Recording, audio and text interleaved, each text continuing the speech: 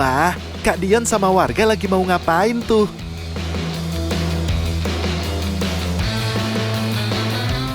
Wah, jadi memang di desa Parombean ini sebelum musim tanam padi, mereka semua bergotong royong untuk mengambil ikan-ikan yang mereka semua sudah sebar di sini. Jadi bakal banyak nih ikan-ikan di sana, Pak ya? Iya, banyak. Boleh kita ke sana semuanya, Pak ya? Boleh. Wah, di sini udah ramai banget. Kita lihat ikan apa aja yang kita akan dapatkan.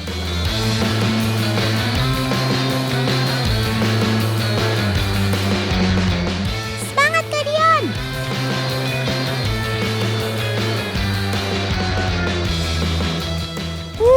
Ikan apa tuh, Pak?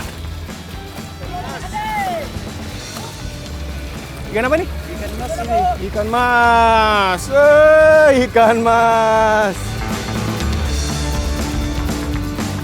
Oh, ini sih bener-bener panen ikan nih.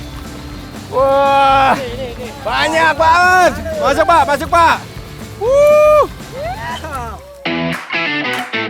Kalau masyarakat lain memelihara ikan di tambak atau di empang, uniknya masyarakat Parombean memelihara ikan di sawah, teman. Bergantian dengan masa tanam padi.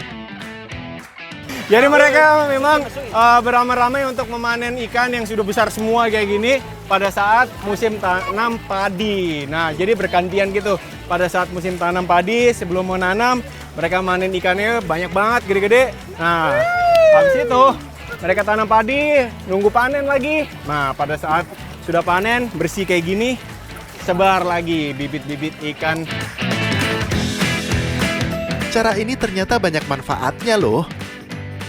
Jadi, endapan makanan ataupun kotoran dari si ikan bisa jadi pupuk alami untuk kesuburan tanah, teman. Wah, ini nih, terdampar. Waduh, gede banget yang gue dapat ini. Jadi memang pada saat musim tanam padi ini, mereka semua memanen ikan yang sudah mereka sebar bibitnya beberapa bulan lalu. Dan sekarang saatnya membersihkan rumput-rumput yang akan ditanami padi lagi.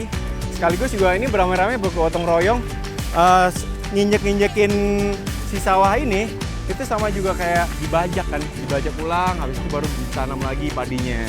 Wah, luar biasa sih gotong royongnya di desa Parombean ini. Luar biasa kekeluargaannya juga. Habis ini mereka bisa menikmati hasil panen ikan ini. Ngomong-ngomong, tadi Kak Dion pegang ikan apa, hayo? Ya, itu adalah ikan mas. Ikan yang paling bandel dan bisa hidup di segala macam lingkungan. Dan pastinya favorit para ibu-ibu di rumah, ya kan?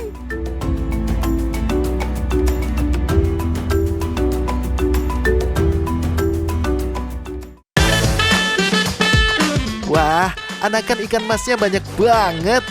Ya ampun, kalian rupanya bisa jinak juga ya. Sampai bisa dipegang-pegang gitu. Ternyata ikan mas yang dirawat jadi punya perasaan juga loh. Mereka akan tetap jinak meski sudah tumbuh besar segede ini nih. Wuhuu, jumbo-jumbo banget kalian. Betul teman, ikan mas memang bisa tumbuh besar sampai berkali lipat dari ukuran aslinya. Saat anakan dia hanya punya berat 5 gram. Saat dewasa dia bisa membesar jadi 5 kilogram.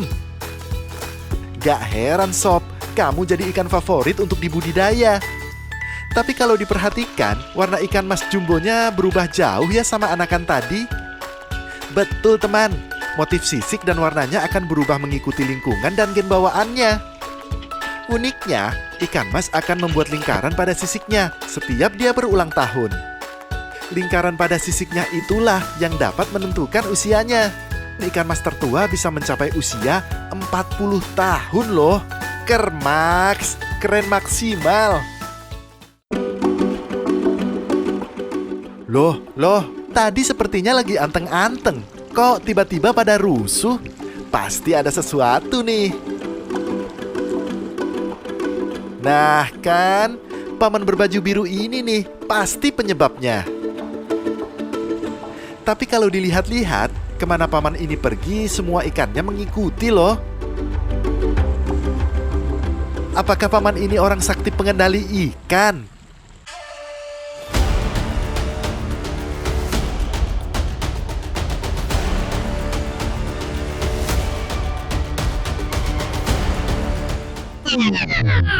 Hehehe, bukan ya teman. Jadi, rupanya ribuan ekor ikan mas ini bergerak mengikuti kemana paman pergi karena sekarang waktunya makan, teman. Betul, ikan-ikannya ini tahu kapan jamnya makan. Ribuan ekor anakan ikan mas di sini memang sudah dibiasakan makan dengan jam teratur, teman. Ini membuktikan ternyata ikan juga memiliki daya ingat juga loh. Makanya, kalau sudah melihat ada paman datang ke kolam, mereka langsung heboh tuh mendekat ke paman. Kalem sob, kalem. Paman pasti adil dan rata kok nyebar makanannya.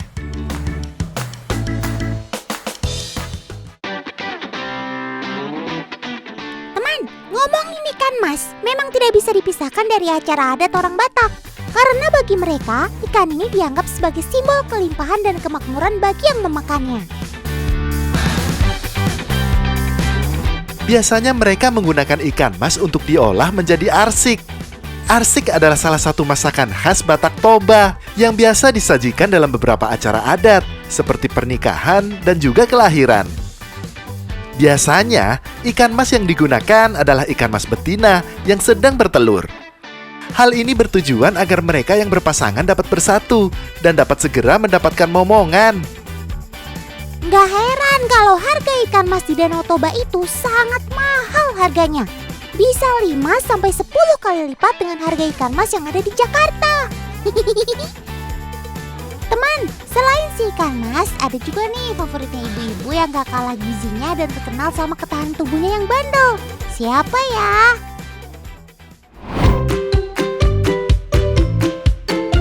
Wuhuu! Ada yang lagi kegirangan nih, sampai loncat-loncat gitu. Kayak lagi menang arisan aja. Hahaha, bukan ya teman, para udang ini justru lagi mode kabur. Ya, melompat ke segala arah adalah naluri mereka bertahan hidup ketika merasakan adanya bahaya. Gak tanggung-tanggung loh, lompatannya bisa berkali lipat panjang tubuhnya. Wuss! Oh iya, Otan sampai lupa ngenalin.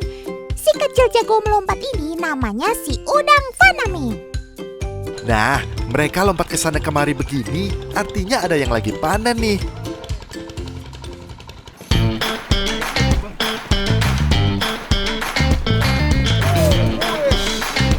Oh iya, karena si udang ini jagonya melompat, jadi otomatis kita panennya pakai teknik menggiring jaring. Setelah air tambak disurutkan, udang yang berkumpul di tepian kolam lumpur akan digiring perlahan menuju ujung tambak.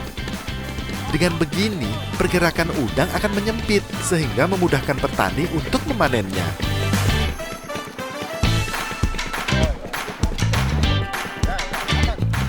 Sekarang udang mau digiring, terus ditangkap nih, buat dimasukin ke dalam ember besar, Tan.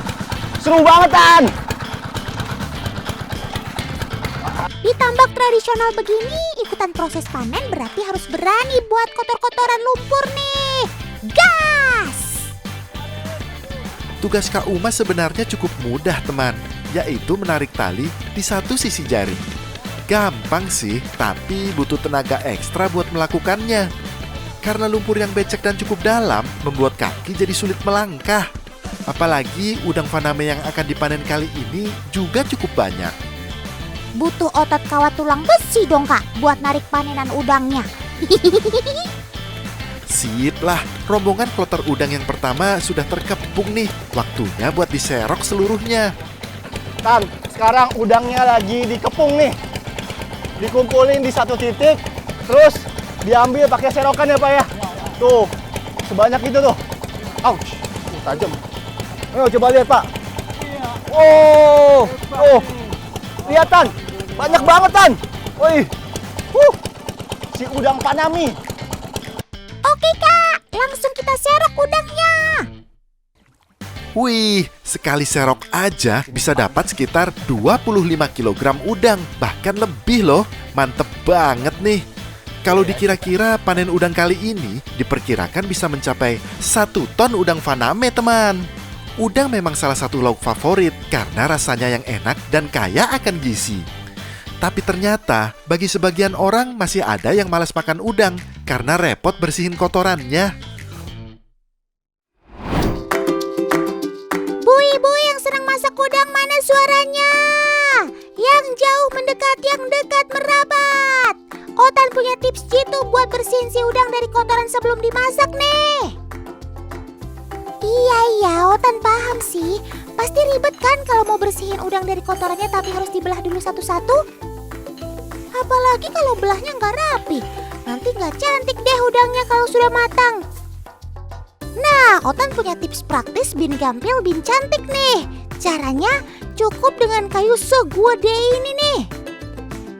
Salah Home Editor, bukan kayu segitu.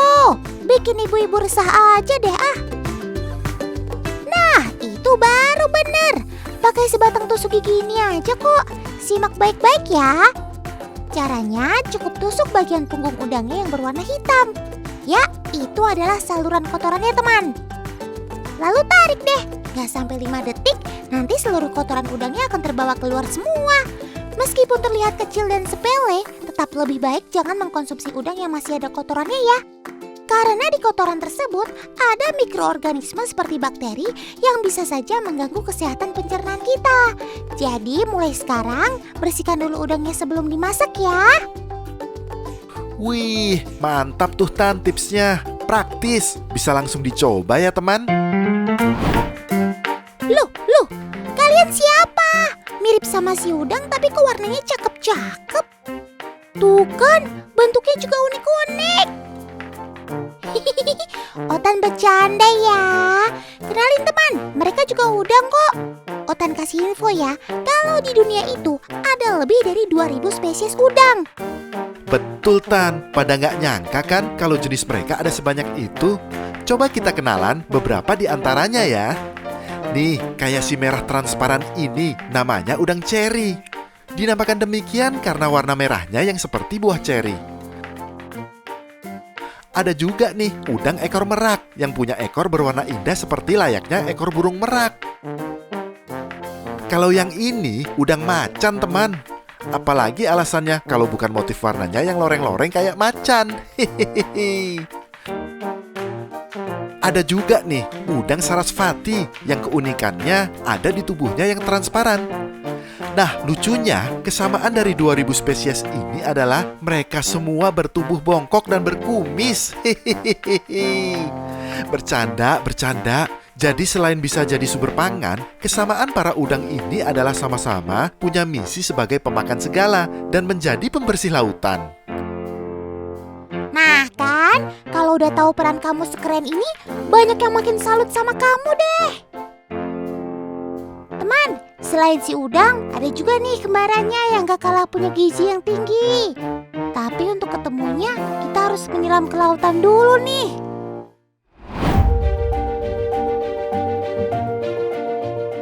Hai Otan, aku adalah makhluk di dunia yang paling awet muda.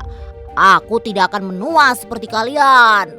Warna tubuhku juga beragam. Ada biru, kuning, hijau, dan banyak lagi. Jumlahku juga banyak di dasar lautan. Dan aku sering bersembunyi di sela-sela batu karang sambil menunggu mangsaku lewat.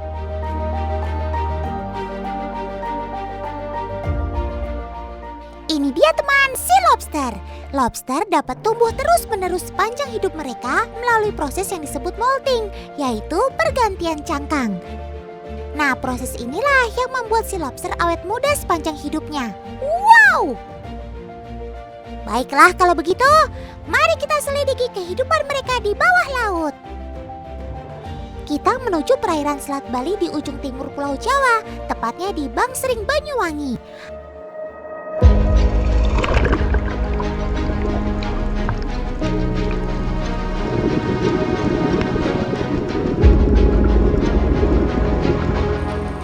Wah, begitu sampai di dasar, kita dapat melihat banyak keramba. Karena di sini lobster dibudidayakan, teman. Yang dibudidayakan jenis lobster mutiara. Wah, namanya indah sekali. Disebut mutiara karena mereka memiliki warna yang lebih cerah dan memiliki pola unik yang menyerupai kilauan seperti mutiara. Oh iya teman, kebetulan paman pemilik keramba akan melepas bibit-bibit lobster yang sudah disiapkan. Lucu-lucu ya bibit-bibit lobster ini. Bibit lobster ini berusia 7 bulan, bobotnya 90 sampai 100 gram. Cepat besar ya sob, semoga kalian betah tinggal di sini.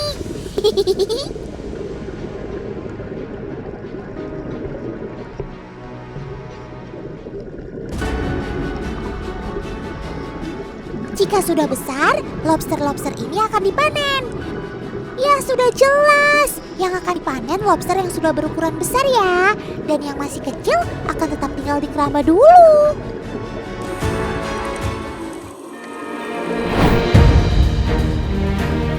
Waktunya mengolah lobster. Tentunya lobster yang dimasak harus yang segar dan sehat. Ciri-ciri lobster sehat terlihat dari ususnya yang lurus dan tidak bengkak.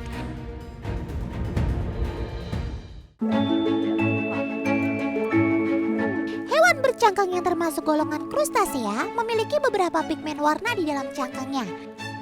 Salah satunya adalah astaxanthin yang mampu menyerap warna biru dan bisa membuat cangkang berubah kemerahan ketika dimasak. Jadi mau besar mau kecil, si udang kayak manfaat semua ya. Kerma